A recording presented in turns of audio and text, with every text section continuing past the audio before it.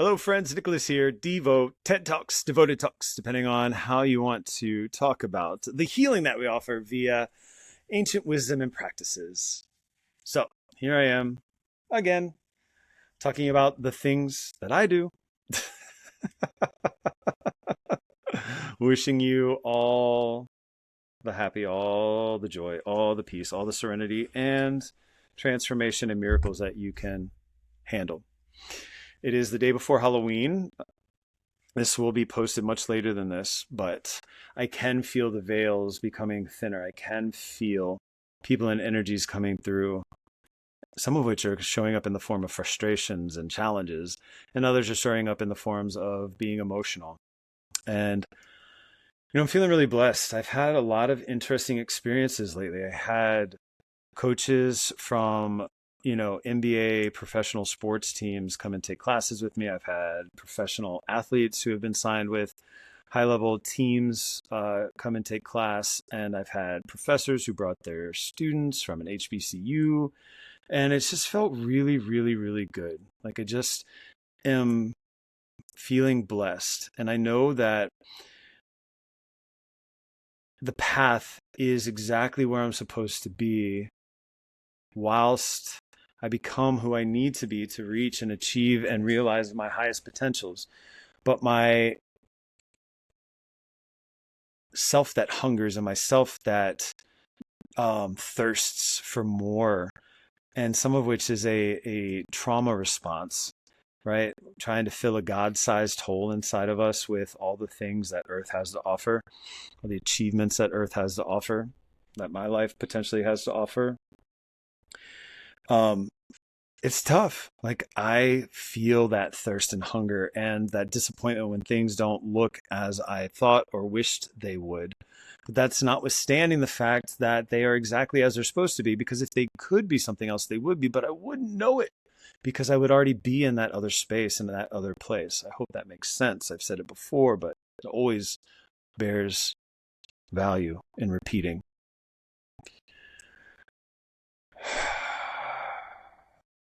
I think the fallacy has been that of which complex trauma survivors really sometimes get into, with this fantasy world of an ideal world that exists with the perfect house and the perfect situation, and always feeling like doing things and always feeling right and having the space to make those choices in that moment so that you're always filling your cup and living your highest excitement and joy. And I'm not saying that you can't do that, but as an idealist who comes from trauma and comes from very challenging home situations, it can get distorted. It's like a funhouse mirror. It's like looking in and all of a sudden you have this, egg shape or pear shape, but it's not you. It's you looking at yourself as reflected by the mirror.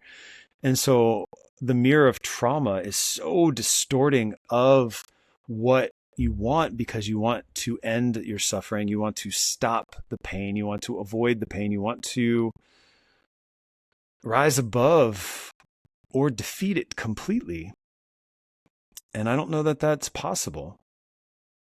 I think my life has shown me that it has to be an integration, and you have to accept and love these pieces and these pathways so that they become a part of you and become a tool rather than a roadblock.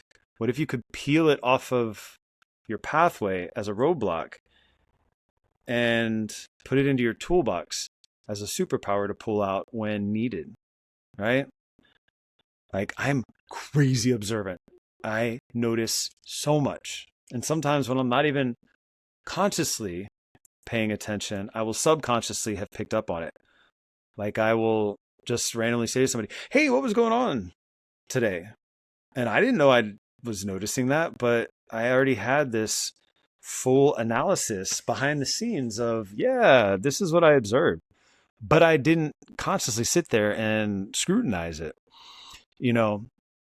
Sometimes I've admired people who, are in the moment and able to do the play-by-play. But for me, it works well that I observe subconsciously and then can synthesize and talk about it later or at the end of the moment. Like sometimes I can see how to adjust somebody's movement, and then after I think about it, then I can explain why instead of explaining why and then having them do it. It's like this retrofit of the explanation. I know the solution, and then I can intuit the explanation. But that's just how I work. And so some people spend their whole lives, and I've been in that state too, looking for others to help them know how to do their life better. And yet again, in the recent month, I've had experiences where I realized that these other people don't know how to do me because they aren't me, and that these systems that they have are great, but it's just like a recipe. Just like some people have recipes that I make and I'm like, well, that didn't taste exactly like I wanted. And then I end up adjusting it my way anyway. And I think that's how life really is. You can collaborate with others and you can lean on others' understanding or experience. But at the end of the day, you have to be the doer of the things. And that might involve making things to taste or making it to your style or making it to what you're most comfortable with or what is most compatible with you, as in food, right? What can I digest today?